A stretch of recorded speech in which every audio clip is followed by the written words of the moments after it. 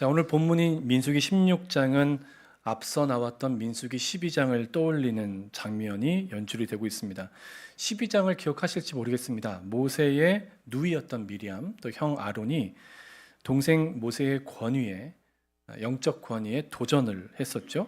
이와 비슷하게 16장, 오늘 본문인 16장에서는 고라라고 하는 사람이 사람들을 다 모아서 조직적으로 모세와 아론에게 도전을 합니다. 자, 오늘은 먼저 16장 이 반역 사건의 핵심 가운데 있는 이 고라라는 인물을 좀 살펴보고 싶어요. 사실 고라라는 사람은 모세와 아론의 친사촌입니다. 여러분, 친사촌이면 굉장히 가까운 친족 아닙니까? 근데 이런 고라가요, 가까운 혈족이라고 할 수 있는 모세와 아론에게 반기를 들고 앞장을 서게 돼요. 말씀 사역을 하시는 한명진 목사님, 이분이 자신의 민수기 연구서에 유대인들의 성경 해석 자료라고 할 수 있는 미드라시의 한 부분을 인용하고 있는데, 고라라는 인물에 대한 소개 부분입니다. 제가 이 미드라시 인용 부분을 그대로 읽어드릴게요. 화면을 보고 따라오시면 되겠습니다. 그는 애굽에 있을 때 바로 왕의 보석 담당관이었기 때문에 출애굽 당시 많은 보석을 가지고 나와 부자가 되었다. 그는 법궤를 메고 나르는 데 임명된 레위인이었다. 또한 성막에서 찬양 대장이었으며 모세와 아론의 혈육이었기 때문에 많은 사람들에게 부러움의 대상이었다. 그러나 그는 스스로 만족하지 않았다. 제가 좀 진하게 표시해 드렸죠. 그러나 그는 스스로 만족하지 않았다. 고라에 대한 가장 확실한, 가장 분명한 설명입니다. 고라는 만족하지 못했습니다. 다르게 말하면 감사할 줄 몰랐습니다. 가진 게 없어서 그런가요? 미드라시의 이 설명에 따르면 그는 부자였고, 심지어 은혜를 너무 많이 받았던, 사람들이 다 부러워하는 그런 삶을 살았던 사람입니다. 하나님이 주신 것들이 너무나 많습니다. 그러나 그는 감사할 줄 몰랐고 만족도 하지 않았어요. 여러분, 우리의 모습이 이렇게 되면 참 두려울 것 같아요. 며칠 전에 피아니스트 임윤찬에 대한 뉴스를 보았는데요. 여러분도 아마 보셨을 가능성이 커요. 임윤찬은 이제 20살이에요. 이제 세계적인 피아니스트입니다. 제가 본 기사는 영국에서 열렸던 그라모폰 클래시컬 뮤직 어워드라는 그 시상식에 대한 기사였는데요. 이 시상식은 특별히 그 클래시컬 뮤직에 관심이 많은 분들은 다 알고 있는 클래식 음반계 오스카라고 불리는 아주 저명한 시상식입니다. 이른바 세계적인 클래식 음악가들이 상을 받는 자리인데요. 이 명망 있는 시상식에서 한국인 피아니스트로는 최초로 피아노 부문 음반상과 젊은 예술가상 두 개의 상을 수상을 한 임윤찬입니다. 아주 지독한 연습광이고 노력하는 천재로도 많이 알려져 있는 한국인의 자부심이라고도 불리는 그런 피아니스트입니다. 근데 이 임윤찬이 수상 소감에 이런 언급을 했어요. 화면으로도 보여드릴게요. 큰 상을 받아야 할 사람은 제 가족과 선생님 그리고 제 친구들입니다. 뭐 언뜻 들으면 여느 시상식에서 늘 듣는 그런 상투적인 고백 같은데요. 사실 기사를 잘 읽어보니까 그렇지 않더라고요. 정말 진심으로 이 고백을 하고 있더라고요. 임윤찬이 이런 얘기를 해요. 결국 자신의 음악이라는 건 어디서 뚝 떨어지거나 갑자기 생겨난 게 아니라는 거예요. 자기의 음악은 살아오고 경험하고 또 느끼고 보고 들으면서 지금까지 모든 것들이 자기의 역량을 주어서 표현되는 것이다라고 얘기를 하더라고요. 특히 자기 주변에 있는 사람들. 실제로 다른 인터뷰에서 임윤찬은 자신의 인생을 바꾼 음악은 다름 아닌 부모님의 음성이었다. 이렇게도 고백을 했습니다. 그러니까 부모님의 그 말이 자기 음악을 만드는 결정적인 소스가 되어 주었다라는 고백을 한 거죠. 그러니까 자기의 음악이 상을 받는다면 그건 자신이 그 음악에 대한 상을 받을 게 아니라 주변에 있는 사람들, 특히 부모님, 친구들, 이 선한 영향력을 미추어 주었던 예술가들, 심지어 에이전시, 수많은 옆에 주변 사람들이 받아야 한다고 그렇게 말을 했던 거죠. 이 사람은 진정성 있게 자신의 주변 사람들에게 감사할 줄 아는 아티스트인 것이죠. 제가 다시 한번 뭘 느꼈냐면 사람에게 중요한 건 실력보다는 태도구나, 이 생각을 많이 했습니다. 여러분, 피아니스트의 예술적 능력도 중요하지만 그가 가진 태도가 그를 실제로 열매 맺게 하지 않겠습니까? 믿음도 이러한 올바른 태도라고 볼 수 있고, 하나님에 대한 바른 태도인 믿음에서 나온 열매가 바로 감사겠죠. 하나님께 마땅히 드려야 될 감사를 드릴 수 있는 사람들, 바로 저와 여러분 되기를 주의 이름으로 축원합니다. 우리 옆에 있는 분에게 축복할까요? 감사하며 삽시다. 이렇게 인사하겠습니다. 저는 오늘 본문을 묵상하면서 사실 고라라고 하는 인물에 대한 안타까운 마음이 들었어요. 가진 것도 많고 은혜도 많이 받았고, 그런데도 감사할 줄 모르고 만족할 줄 몰랐던 이 사람. 좀 감사하며 살면 얼마나 행복했을까. 작은 일에도 감사하고, 또 주변 사람들한테 감사하고, 만족하고, 좀 그렇게 살았다면 얼마나 행복했을까 싶어요. 근데 너무 안타깝지 않으세요? 많은 걸 누리면서도 감사할 줄 모르고 하나님이 주신 것들에 만족하지 몰랐던 이 고라단 사람은 참 불행했습니다. 저는 이 고라단 인물을 여러분의 거울처럼 비추어 보셨으면 좋겠어요. 그래서 여러분 삶에 메말라버린 감사도 회복됐으면 좋겠고, 또 여러분에게 하나님이 허락해 주신 가족들, 또 직장, 여러분 친구들, 때로는 원수같이 여길 수 있지만 배우자에 대해서도 하나님이 주신 가장 좋고 선한 것이다 라는 고백을 할 수 있으면 참 좋겠습니다. 그런 것이 여러분의 행복이 될 거예요. 자, 오늘 본문 1절에 소개된 대로 고라는 레위의 증손 고앗의 손자였습니다. 모세와 아론도 마찬가지입니다.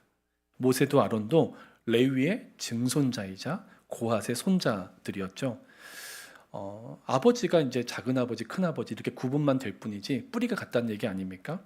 근데 모세와 아론은 누가 보기에도 최고의 자리에 있습니다. 겉으로 볼 땐 커 보이는 거죠. 근데 여러분, 이 영적 리더의 자리가 얼마나 두려운 자리입니까? 잘못하면 사람들을 잘못된 길로 이끌 수 있는 위험한 자리 아닙니까? 그러니 어떻게 보면 알고 나면 이 높은 자리라고 여겨질 수 없는 너무나 엄중한 자리이기에 그저 그 자리를 탐낼 수만은 없다는 생각이 듭니다. 예전에 제가 청년들하고 선교를 갔는데 아마 이제 그 교회에서 목사라고 다른 사람 잘 못 먹는 콜라를 저에게 주셨던 적이 있어요. 근데 옆에 있던 청년이 목사 할만하네 이런 얘기를 하더라고요. 그래서 한번 해봐라 이런 마음이 들었지만 겉으로 보기에 다르다는 거예요. 사실 이게 참 엄중하고 너무 두렵고 그런 자리이거든요. 마찬가지예요.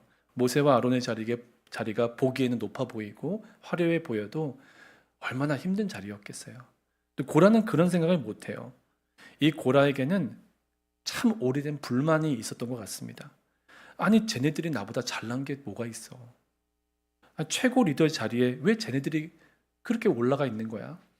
나는 이 성막에서 이 먼지 나는 비품들이나 정리하고 닦고 있는데 내가 왜 이런 사소하고 보잘것없는 일을 하고 있어야 돼?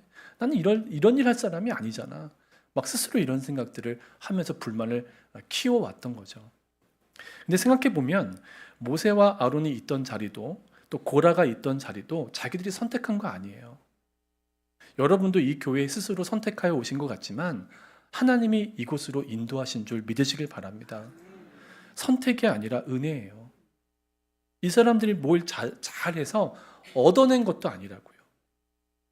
하나님이 정해주신 자리였어요. 마치 자로 재어주시듯이 여러분이 있어야 되는 영적인 자리를 이렇게 자로 재어주시듯이 그 구역을 만들어 그곳에 머물게 하신 거 아닙니까? 그러니 고라가 품은 이 마음은, 이 불만은 하나님의 결정과 처분, 그분의 주권에 대한 불만족이었고 결국 그에 따른 그의 행동은 하나님에 대한 반역이었던 거죠. 그래서 그럴까요? 이 고라의 반역 과정을 잘 살펴보잖아요. 사탄이 하는 짓하고 똑같아요. 여러분 잘 분별해 보세요. 사탄이 주로 사용하는 무기는 크게 세 가지예요. 당짓기, 이간질, 거짓말. 여러분 따라서 한번 해볼까요? 당짓기, 이간질, 거짓말. 세 가지. 잊지 마세요. 여러분 신앙생활 하다가 조금이라도 이와 비슷한 바를 만나시면 반드시 그 자리를 떠나세요. 피하셔야 돼요. 농담으로라도 이간질하시면 안 돼요. 당지으시면 안 돼요. 우리끼리 울타리 만드시면 안 돼요. 원래 식사하실 때 딴 데 가서 식사하세요.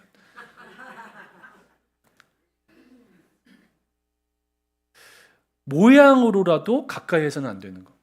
이게 당짓기, 이간질, 거짓말. 근데 우선 고라는 이스라엘 공동체 안에서 당을 짓습니다. 평소 비슷한 불만을 가졌던 사람들을 기가 막히게 모읍니다. 전화해서. 너 똑같은 불만이 있지? 야, 빨리 와. 우리 국수 해 먹으면서 얘기 좀 해보자. 여기서 핵심은 국수가 아니라는 점을 기억해 주세요. 여러분, 국수 먹을 때마다 생각나실까 봐.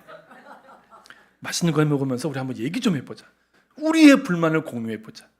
막 이렇게 불러서 정말 많은 사람을 자기 편으로 끌어들여요.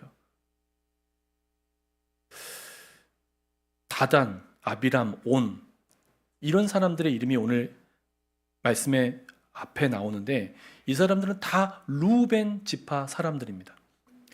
왜 이 루벤 자손들은 고라가 내미는 손을 잡았을까요? 덥석 잡았을까요? 똑같은 불만이 있었기 때문이에요. 원래 루벤은 야곱의 장남이었던 사람입니다. 하지만 아버지 야곱의 첩과 간음한 일로 장자의 권한을 빼앗겼죠. 여러분 회개하며 살아야 되는 거 아닙니까? 이 후손들도. 근데 후손들 안에 어떤 마음이 있었던 거예요? 우리는 빼앗겼다. 우리가 장자인데 우리가 앞장서야 되는데 저 유다 지파가 앞장서면 이 말이 되냐? 우리가 저 자리에 서야 되는데. 늘 이 마음이 있었던 거예요. 이 정치 권력에 대한 야욕. 이 마음이 상처처럼 남아있다는 것을 다 알고 있었어요.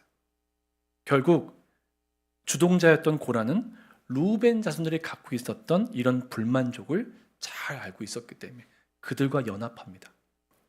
재미있는 건 뭔지 아세요? 이스라엘 캠프 그 진영 배치도를 보면 루벤 자손과 고핫 자손이 바로 옆에 있어요. 같이 있다고요. 자주 만났다는 얘기예요. 여러분이 자주 만나는 사람과 어떤 이야기를 나누고 계신지 잘 점검해 보셔야 돼요. 여러분 하나님이 요즘에 어떻게 내 삶 가운데 역사하시는지 우리 하나님이 어떠한 분인지 이런 대화를 나누어야 유익하잖아요. 근데 만나서 불만족스러운 거, 비판하는 말 이런 말들을 하게 되면 그 안에 어떤 영적 기류가 흐르겠어요. 심각한 거 아닙니까? 이들이 만나서 하는 얘기의 대부분은 불평, 불만이었을 거예요. 그런데 이 불평은 결국 하나님이 주신 것들에 대한 만족하지 않음에서 나오는 것이었습니다. 그냥 보면 모세와 아론을 시기하고 그들을 끌어내리는 질투로만 보이지만 하나님이 주신 영적 권위를 무시했다는 것은 하나님을 무시한 것이고 그를 대적한 것이에요. 그래서 고라와 루벤 자손 3인방은 하나님을 대적하는 사단이 하는 짓과 똑같은 짓을 합니다. 우선 당을 짓습니다. 하나님의 이름으로 모인 공동체에서 당을 짓습니다. 따로 당을 짓는 어마어마한 사단에게 종노릇하는 죄를 짓습니다. 이들이 당을 짓고 난 뒤에 한 일이 뭐냐면 이간질이에요. 이스라엘 백성과 모세와 아론을 분리시키고 서로 척지게 만들기 시작합니다. 우선 이스라엘 백성들 중에서도 아주 유력한 사람들, 즉 이름 있는 지휘관 250명을 자기들 편으로 끌어당깁니다. 아주 능력 있지 않습니까? 그리고 오늘 성경 본문 표현을 그대로 사용해 보면 모세와 아론을 against, 거스릅니다. 그것도 모세와 아론이 스스로 높였다라는 거짓말로. 모세와 아론은 스스로 높인 적이 없는 사람들입니다. 자, 3절에 의하면 이들의 명분은 그럴싸합니다. 우리 3절 한번 화면을 보고 다 같이 읽어볼까요? 시작. 그들이 모여서 모세와 아론을 거슬러 그들에게 이르되 너희가 분수에 지나도다. 회중이 다 각각 거룩하고 여호와께서도 그들 중에 계시거늘 너희가 어찌하여 여호와의 총회 위에 스스로 높이느냐. 여러분 굉장히 그럴듯한 명분을 내세우고 있습니다. 한마디로 이런 말이죠. 하나님이 너네들하고만 같이 계시냐? 우리들과도 같이 계시다. 그러니 네가 위에 있으려고 하지 마. 우리도 올라갈 수 있는 거야. 이런 얘기를 합니다. 굉장히 그럴듯하지 않습니까? 자, 그런데 미리암도 민수기 12장에서 이런 비슷한 명분을 내세웠었죠. 하지만 실제로 이 고라 무리의 속내는 다른 것에 있었습니다. 이들은 모세와 아론을 대적함으로 하나님이 주신 영적 권위를 부정했고 결국 마침내는 자신들이 그들 위에 서고 싶어 했습니다. 높아지고 싶었다는 거죠. 고라가 이런 조직적 반란을 일으킨 시점은 이미 광야 생활이 꽤 오래 진행된 시점이었습니다. 어떻게 사람들이 이렇게 안 바뀔까요? 그 많은 영적 체험과 실패도 했으면, 그 정도로 오답을 썼으면 똑같은 오답은 또 쓰지 말아야죠. 근데 우리도 이런 삶을 산다는 거예요. 시간이 지나도 변하지 않고, 생각이 달라지지 않고, 행동이 달라지지 않는다는 거예요. 그러니까 모세의 마음이 얼마나 무겁고 답답하고 무너졌을까요? 근데 저는 이 16장 본문에서 여러분과 제가 가장 집중해야 되는 부분이 여기 숨겨져 있다고 생각합니다. 모세의 삶 가운데 오랜 세월 동안 변하지 않은 한 가지가 있습니다. 그게 전 너무 감사하더라고요. 4절 말씀, 모세가 듣고 엎드렸다가. 모세는 바로 다시 엎드립니다. 민수기 읽으면서 알 수 있는 모세의 가장 큰 특징은 그가 자꾸 엎드리는 사람이었다는 겁니다. 5절 이하를 읽어보면 모세는 이 엎드리는 이 기도를 통해서 분명한 하나님의 음성을 들었던 걸로 보입니다. 5절 말씀을 같이 함께 읽을게요. 화면 보고 시작. 고라와 그의 모든 무리에게 말하여 이르되 아침에 여호와께서 자기에게 속한 자가 누구인지 거룩한 자가 누구인지 보이시고 그 사람을 자기에게 가까이 나오게 하시되 곧 그가 택하신 자를 자기에게 가까이 나오게 하시리니. 아멘. 방금 읽은 5절에서 제가 강조해드린 건 여호와께서입니다. 모든 일의 주관자이시며 모든 일의 결정권을 갖고 계신 하나님, 그 여호와께서 모세의 기도에 해답을 주셨습니다. 누가 하나님의 택함 받은 자인지를 모세가 판단하지 않고 하나님이 스스로 판단하실 것을 말씀하셨습니다. 여러분, 결국 최종 판단은 하나님이 하실 것입니다. 모세는 기도를 통해 모든 상황에 대한 판단과 결정을 완전히 맡겨드렸고 하나님이 진짜 왕이시며 주인이심을 그의 엎드림을 통해 보여줍니다. 가장 좋은 응답이죠. 사실 고라가 마음속에 품고 있었던 악한 의도를 모세가 알았나요? 몰랐나요? 알고 있었어요. 고라는 고핫 자손이 담당해야 하는 거룩한 성물을 돌보는 일에는 만족하지 못합니다. 고작 이런 일이야. 이런 작은 일이나 하려고 내가 레위 자손 된 줄 알아? 이런 마음을 품었으니까요. 그러니까 솔직히 고라는 뭐가 되고 싶었어요? 대제사장. 그 화려해 보이는 자리, 그 높아 보이는 자리, 거기 서고 싶었던 거예요. 우리가 하나님의 일을 할 때 반드시 주의해야 하는 두 가지가 있습니다. 하나님이 여러분에게 일을 맡기실 때는 거절하시면 안 돼요. 하나님이 맡기신다고 확신이 드시면. 또 한 가지는 하나님이 내게 맡겨주신 일이라는 게 분명하시면 그것에 만족하고 감사할 수 있어야 돼요. 이거 자기 중심적인 생각에서 나오는 것들이 어떤 거냐면 내가 볼 때 이건 하나님이 나에게 주신 일이 아니야 하고 밀어내버리거나 주신 일을 감당하지 않고 사소하게 보는 거예요. 우리는 잊지 말아야 합니다. 신앙생활은 결국 매일마다 나 중심을 벗어나는 일이고 하나님 중심으로 새롭게 들어가는 일입니다. 그 안에 거해야 되는 것이죠. 그래서 가장 건강한 믿음은 사람들이 아무것도 아닌 걸로 여기는 작은 일도 하나님이 내게 맡겨주신 일이라면 믿음으로 끝까지 충성하는 그 자세입니다. 하나님이 일을 맡겨주실 때 기쁨으로 받으시고 끝까지 감사로 충성할 수 있는 저와 여러분 되기를 간절히 소망합니다. 모세는 이 고라와 손잡은 루벤 자손 3인방 중 두 사람, 다단과 아비람, 오는이라는 인물은 그 다음에 나오지 않고요. 다단과 아비람을 따로 만나보려고 합니다. 얘기 한번 해보려고 했던 것 같은데요. 그들은 그걸 무시합니다. 만나지 않겠다는 것입니다. 그리고 아주 악한 말을 합니다. 14절을 읽어보면 이 두 사람은 말 마지막에 이렇게 표현해요. 모세에게 네가 이 사람들의 눈을 빼려느냐? 라고 얘기해요. 이게 무슨 말이냐면 진짜 눈을 빼겠다는 얘기가 빼려고 하느냐 이런 얘기가 아니라 네가 우리들을 속이려고 하냐? 우리 눈을 속이려고 하냐? 이런 얘기예요. 그러니까 무슨 말입니까? 이제까지 너 우리 눈을 속여왔잖아. 너 못 믿어? 이런 반응인 거예요. 여러분, 말도 안 되는 모함입니다. 이런 인신공격이 어디 있습니까? 모세가 백성들을 속인 일이 언제 있습니까? 아마도 이 말은요, 모세의 속을 완전히 뒤집어 놨을 겁니다. 모세도 사람인데 말도 안 되는 모함을 받았을 때 여러분 속이 얼마나 뒤집어지십니까? 한두 번쯤은 있으시잖아요.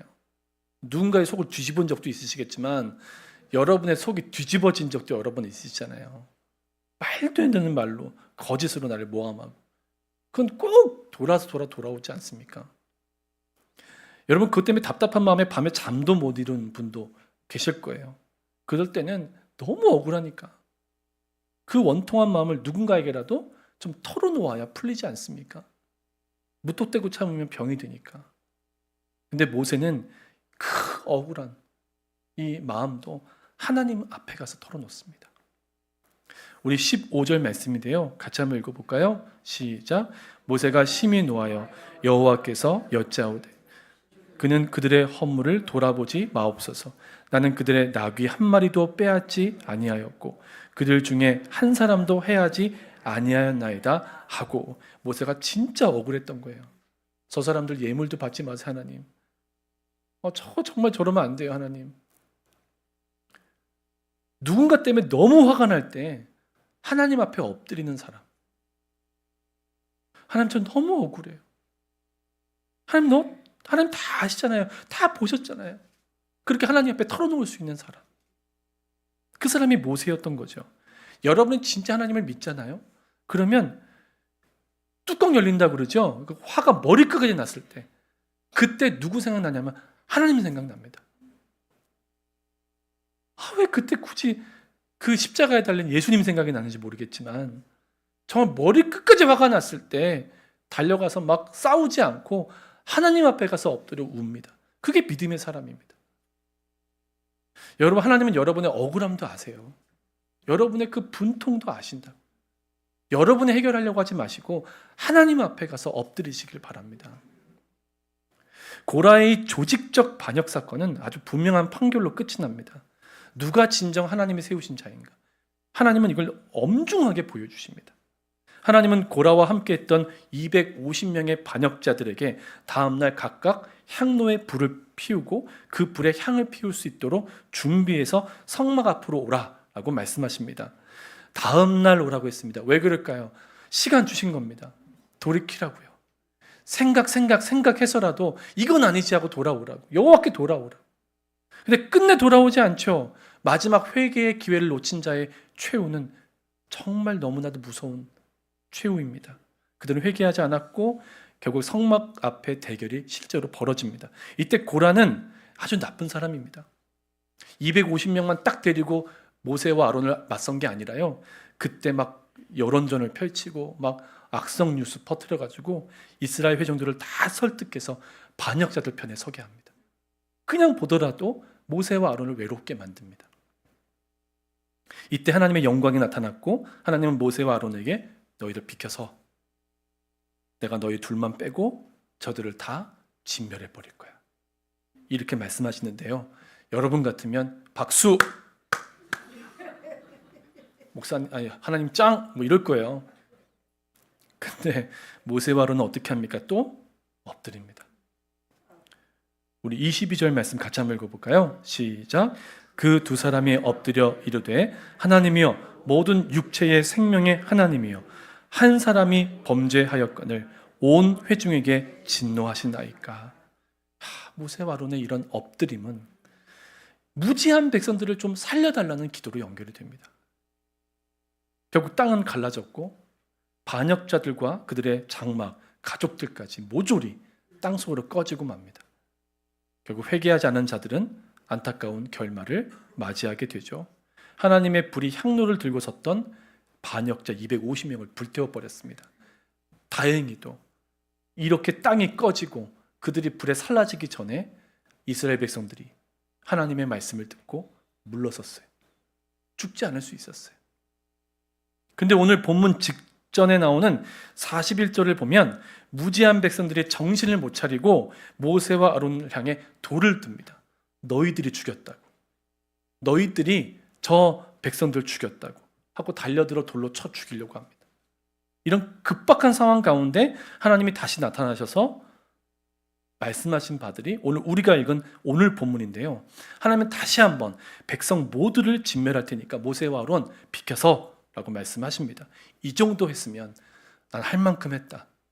이건 진짜 아니지 하고 그냥 물러설 만도 한데 모세와 아론은 또 엎드립니다. 45절 말씀 같이 함께 스크린 보고 읽겠습니다. 시작. 너희는 이 회중에게서 떠나라. 내가 순식간에 그들을 멸하려 하느라 하시매 그 두 사람이 엎드리니라. 왜 엎드린 거예요? 저 무지한 백성 살려달라고. 이미 하나님의 진노가 회중 가운데 임했고 전염병은 사람들을 죽이고 있었습니다. 여러분 전염병 걸렸다고 바로 죽나요? 그게 아니라 죽음의 천사가 사람들을 쳐 나가기 시작한 거예요. 무서운 장면이 연출됩니다. 모세는 급한 마음에 아론으로 하여금 향로에 제단불을 담아서 향을 피워 회중에게 달려가 속죄하는 의식을 하게 합니다. 성막에서만 가능한 일이었는데도 불구하고 사람을 살려야겠다는 생각에 하나님 앞에 아론이 달려가게 합니다.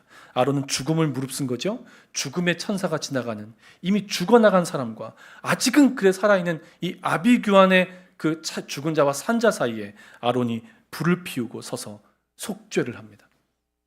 대제사장이 목숨을 걸고 속죄의식을 치르죠. 놀랍게도 하나님은 그때 더 이상 죽음의 천사들이 사람들을 죽이지 못하도록 중단하셨습니다. 엎드림은 죽을 자도 살리는 것이죠. 저는 민수기 16장 전체에서 처음부터 끝까지 계속되는 모세의 엎드림에 너무나 중요한 하나님의 마음이 담겨 있다고 생각합니다. 사랑하는 여러분, 여러분도 저도 엎드려야 합니다. 저는 기도의 회복이 이번 가을에 우리 안에 다시 일어났으면 좋겠습니다. 기도를 중단시키려는 혹은 기도를 적당히 하게 만들려는 사단의 악한 시도들은 지금도 우리 안에 계속되고 있습니다. 성도가 기도를 중단하면 끝이거든요. 만일 여러분 중에 기도를 전혀 하고 있지 않은 분이 있다면 여러분 정말 위험을 넘어 진멸 가까이 계신 겁니다. 제가 목회하면서 가장 많은 영향을 받은 목사님이 만나보진 못했지만 책으로만 만나뵀지만 에드워드 맥켄드리 바운즈라는 E.M. 바운즈, 미국의 감리교 목사님입니다. 1835년에 태어나서 1913년 주님의 부름을 받아서 소천하실 때까지 기도로 사는 목사님이셨습니다. 저는 이분의 기도의 능력이라는 제목의 책을 읽고 정말 큰 감명을 받았고 엄청난 목회의 영향을 받았는데요. 이분이 기도에 쓰신 책들을 한 권으로 편집한 기도 전집을 제가 갖고 있는데 이 책에 제가 잊지 못할 내용이 있습니다. 이런 내용을 쓰셨어요. 사단은 좋은 것으로 가장 좋은 것을 무너뜨린다. 여러분 여기서 가장 좋은 건 뭘까요? E.M. 바운즈 목사님은 기도라는 거예요. 근데 사단은 성도가 기도하는 걸 너무 싫어하잖아요. 영적으로 예민한 분들은 아실 거예요. 기도만 하려고 하면 공격이 있어요. 그걸 돌파해야 기도의 문이 열려요. 때로는 우리가 기도하다가 기도가 안 된다고 생각될 때 그때 중단하지 마시고 계속 기도하십시오. 그래서 기도의 숨통이 트이면 기도의 문이 활짝 열리게 됩니다. 여러분 이번 주간에 여러분의 기도의 문이 열리시기를 축복합니다. 그러니까 사단은 성도가 기도하는 게 너무 싫으니까 온갖 올무와 덫을 놓습니다. 이 강교한 사단이 여러 가지 덫과 여러 가지 장애물들을 놓는데요. 가장 교묘한 술책이 뭐냐면 성도들이 좋은 것에 집중하다가 가장 좋은 걸 놓치게 한다는 겁니다. 여러분은 좋은 것을 하고 계시죠? 가족을 잘 돌보고 계시고 일터에서 열심히 일을 하고 계시고 교회에서 또 열심히 봉사를 하십니다. 근데 여러분 잘 보세요.